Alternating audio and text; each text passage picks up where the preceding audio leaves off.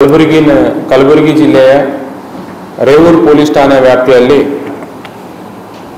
March 4, 2025 night ಅಂದಾಜು 9:15 to 9:30 ಮಧ್ಯ ಅವಧಿಯಲ್ಲಿ ದಿಕ್ಸಂಗ ಟು ಸ್ಟೇಷನ್ ಗಾಂಗಾಪುರ್ ರೋಡ್ ಮಧ್ಯದಲ್ಲಿ ಇಬ್ಬರು ವ್ಯಕ್ತಿಗಳು ಮಲ್ಲಿನಾಥ್ ತಂದೆ ಶಿವಾನಂದ್ ಹಿರೇಗೊಂಡ ಮತ್ತು ಮಲ್ಲಿನಾಥ್ ತಂದೆ ಗೌಡಪ್ಪ ಗೌಡ ಪೊಲೀಸ್ ಪಾಟೀಲ್ ಇವರು ದಿಕ್ಸಂಗ ಬೀದವರು ಅವರು ಮೋಟಾರ್ ಸೈಕಲ್ ಮೇಲೆ ಹೋಗ್ತಿರುವಾಗ ಇಬ್ಬರು ಅನ್ನೋನ್ ಪರ್ಸನ್ಸ್ ಪಲ್ಸರ್ ಬೈಕ್ ಮೇಲೆ ಬಂದು ಅವ್ರನ್ನ ಅಡ್ಡಗಟ್ಟಿ ಅವರು ನಿಲ್ಲಿಸಿ ಅವರ ಕಡೆ ಇರುವಂಥ ಮೋಟಾರ್ ಸೈಕಲ್ ಅನ್ನು ರಾಬರಿ ಮಾಡಿಕೊಂಡು ಹೋಗಿರ್ತಾರೆ.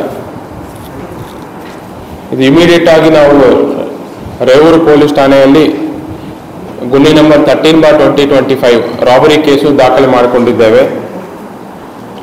ತಕ್ಷಣ ಡಿವೈಎಸ್ಪಿ ಆನಂದ್ ಗೋಪಿ ಅವರ ಸೂಪರ್ವಿಷನ್ನಲ್ಲಿ ಸಿಪಿಐ ಚೆನ್ನಯ್ಯ ಹಿರೇಮಠ್ ಅವರು ಮತ್ತು PSI ಸೋಮಲಿಂಗ ಒಡಿಯಾರ್, ರಾಹುಲ್ ಪಾವ್ಡೆ, ಕಮಲು ರಾಥೋಡ್ PSIs ಮತ್ತು ಅವರ ಸಿಬ್ಬಂದಿ ಆಗಿರುವಂತಹ ಯಲ್ಲಾಲಿಂಗ ಕರ್ಜಗಿ, ಆನಂದ್ ಹಿರೇಮಠ್, ರಾಜು ಕಲ್ಯಾಣ್ಕರ್, ಭಗವಂತರಾಯ್ ಬಿರಾದಾರ್, ಬೀರಣ್ಣ, ವಿಶ್ವನಾಥ್ ಅಕ್ಕಲ್ಕೋಟ, ಚಿದಾನಂದ್ ಬಿರಾದಾರ್, ನಿಂಗಣ್ಣ ಕನ್ನಿ, ಯಲ್ಲಾಲಿಂಗ ಹುಡುಗಿ, ಶ್ರೀಕಾಂತ್ ಖಾನಾಪುರ, ಶಿವಯ್ಯ, ರಾಜಶೇಖರ್ ಇವರೆಲ್ಲ ಸೇರಿ ಸಪರೇಟ್ 3 ಟೀಮ್ಸ್ ಮಾಡಲಾಗಿದೆ.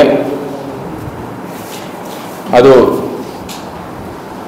ನೈಟ್ 9:30 ಸಮಯದಲ್ಲಿ ರಾಬರಿ ಆಗಿರುತ್ತದೆ. ಬೆಳಿಗ್ಗೆ 4 ಗಂಟೆಗೆ ಈ ಕೃತ್ಯವನ್ನು ಮಾಡಿರುವಂತಹ ಅಫೆನ್ಸ್ ಮಾಡಿರುವಂತಹ ಇಬ್ಬರು ಆರೋಪಿಗಳನ್ನು ಮತ್ತು ಅವರು ರಾಬರಿ ಮಾಡಿರುವಂತಹ ಬೈಕನ್ನು ಮತ್ತು ಆ ಅಫೆನ್ಸ್ ಮಾಡಲಿಕ್ಕೆ ಅವರು ಯೂಸ್ ಮಾಡಿರುವಂತಹ ಪಲ್ಸರ್ ಬೈಕನ್ನು ನಾವು ವಶಪಡಿಸಿಕೊಂಡಿದ್ದೇವೆ. ಆರೋಪಿ ಹೆಸರು ನೋಡಿದಾಗ ಸುಧಾಕರ್ ತಂದೆ ಗುಂಡಪ್ಪ ಮದಗುನ್ಕಿ ಅಂತ 26 ವರ್ಷ, ಡ್ರೈವರ್ ಕೆಲಸ, ದುತ್ತರ್ಗಾಂವ್ ಗ್ರಾಮ, ಆಲಂದ್. ಎರಡನೇ ಆರೋಪಿ ರಾಹುಲ್ ತಂದೆ ರೇವಣ್ ಸಿದ್ದಪ್ಪ 19 years, ಕೂಲಿ ಕೆಲಸ, ಬಟ್ಟರ್ಗಿ ಗ್ರಾಮ, ಆಲಂದ್ ಅವರು. ಇದರಲ್ಲಿ ನಾವು ಅಫೆನ್ಸ್ಗೆ ಯೂಸ್ ಮಾಡಿರುವಂತಹ ಬೈಕು ಮತ್ತು ಕಳೆದೋಗಿರುವ ಬೈಕು ಎರಡು ಅಂದಾಜು 1,50,000 ಮೌಲ್ಯದ ಬೈಕ್ಗಳನ್ನು ವಶಪಡಿಸಿಕೊಂಡಿದ್ದೇವೆ. ತದನಂತರ ವಿಚಾರಣೆ ಮಾಡಿ ಅವರನ್ನು ನ್ಯಾಯಾಂಗ ಬಂಧನಕ್ಕೆ ಕಳಿಸಿಕೊಡಲಾಗಿದೆ. ಈಗ ಇದು ನಮ್ಗೆ ಹೆಂಗೆ ಆದಷ್ಟು ಬೇಗ ವಿತಿನ್ 6 to 8 hours ಒಳಗಡೆ ನಾವು ಅಷ್ಟೊಂದು ಎಫರ್ಟ್ಸ್ ಮಾಡಿ ಅವ್ರು ಹೆಂಗೆ ಕಂಡುಹಿಡಿದ್ವಿ ಅಂದರೆ, ಒಂದು ಅವರು ಅಫೆನ್ಸ್ ಮಾಡಬೇಕಾದ್ರೆ ಅವರು ಪಲ್ಸರ್ ಬೈಕ್ ಅಂತ ಬಂದು ಅವರು ಕಲ್ಲಿಂದ ಇಟ್ಕೊಂಡು ಕಲ್ಲಿಂದ ಹೊಡಿತೀವಿ ನೀವು ನಿಲ್ಲಿಸಲಿಲ್ಲ ಅಂತ ಅವರು ಎದುರಿಸಿದ ಮೇಲೆ ಅವರು ವಿಕ್ಟಿಮ್ಸ್ ಅವರು ಗಾಡಿಯನ್ನು ನಿಲ್ಲಿಸಿರ್ತಾರೆ. ತದನಂತರ ಅವರು ಕೆಲವೊಂದು ಅವ್ರ ಜೊತೆ ಮಾತಾಡ್ತಾರೆ, ಎಲ್ಲಿಂದ ಬಂದಿದೆ, ಎಲ್ಲಿಗೆ ಹೋಗ್ತಿದೆ ಅನ್ನೋ ಸ್ವಲ್ಪ ವಿಚಾರಣೆ ಮಾಡೋ ಸಮಯದಲ್ಲಿ ನಮಗೆ ಒಂದು ಮಾಹಿತಿ ಬಂದಿರೋದೇನೆಂದರೆ, ಫಿರ್ಯಾದಿದಾರ ಹೇಳಿದ ಪ್ರಕಾರ ಅವರು ಲೋಕಲ್ ಐಟ್ಸ್ ಇರಬಹುದು ಒಂದು, ಮತ್ತು ಅವ್ರ ಭಾಷೆ ಎಲ್ಲ ಲೋಕಲ್ ಭಾಷೆ ಥರ ಇದೆ ಅನ್ನೋದೊಂದು ನಮಗೆ ಒಂದು ಐಡೆಂಟಿಟಿ ಸಿಕ್ಕಿದೆ. ಇದು ಆಚೆ ಹೊರ ರಾಜ್ಯ ಅಥವಾ ಹೊರ ಜಿಲ್ಲೆಯಲ್ಲಿ ಬಂದು ಮಾಡಿರುವಂಥ ಕೆಲಸ ಅಲ್ಲ, ಇದು ಇದೇ ಜಿಲ್ಲೆಯಲ್ಲಿ ಅವರು ಮಾಡಿರುವಂಥ ಒಂದು ಕೆಲಸ ಅನ್ನೋದು ನಮಗೆ ಫಸ್ಟ್ ಪ್ರಾಥಮಿಕ ವಿಚಾರಣೆಯಲ್ಲಿ ತಕ್ಷಣ ನಮಗೆ ಗೊತ್ತಾಗುತ್ತೆ. ತದನಂತರ ನಾವು ಸುತ್ತಮುತ್ತಲ ಹಳ್ಳಿಗಳೆಲ್ಲ 3 ತಂಡಗಳನ್ನು ಮಾಡಿ 3 ಡಿಫ್ರೆಂಟ್ ಡೈರೆಕ್ಷನ್ಸ್ ಅಲ್ಲಿ ಕಳಿಸ್ಕೊಟ್ಟು ಅವೆಲ್ಲ ವಿಚಾರಣೆ ಮಾಡ್ತಿದ್ದಾಗ ನಮಗೆ ಕೆಲವೊಂದು ನೋಡಿದವರು ಹೇಳಿದ್ರು, ಹೌದು ಈ ತರ ಇಬ್ಬರು ಯಾರೋ ಈ ತರ ಇಂಥ ವ್ಯಕ್ತಿಗಳು ಪಲ್ಸರ್ ಬೈಕ್ ಮೇಲೆ ಹೋಗ್ತಾ ಇರೋದು ನಮ್ಮ ಗಮನಕ್ಕೆ ಬಂದಿದೆ ಅನ್ನೋದು ಒಂದು ಕೆಲವೊಂದು ಬಾತ್ಮೀದಾರರಿಂದ ನಮಗೆ ಮಾಹಿತಿ ಸಿಕ್ಕಿದೆ. ಅದೇ ಲೀಡಲ್ಲಿ ಸಿಗ್ತಾ ಇದ್ದಾಗ ಇದರ ಜೊತೆನೂ ನಾವು ಈ ಜಿಲ್ಲೆಯಲ್ಲಿ ಹಿಂದಿನ ವರ್ಷಗಳ ಕಳೆದ 5-6 ವರ್ಷಗಳಲ್ಲಿ ಇಂಥ ರಾಬರಿ ಮಾಡಿರುವ ಯಾರಾದರೂ ಟೀಮ್ ಏನಾದರೂ ಇದೆಯಾ ಅಥವಾ ಯಾರಾದರೂ ಆರೋಪಿಗಳಿದ್ದಾರಾ ಅನ್ನೋದು ಪ್ಯಾರಲಲ್ ಆಗಿ ನಾವು ಚೆಕ್ ಮಾಡೋದು ಶುರು ಮಾಡಿದ್ವಿ.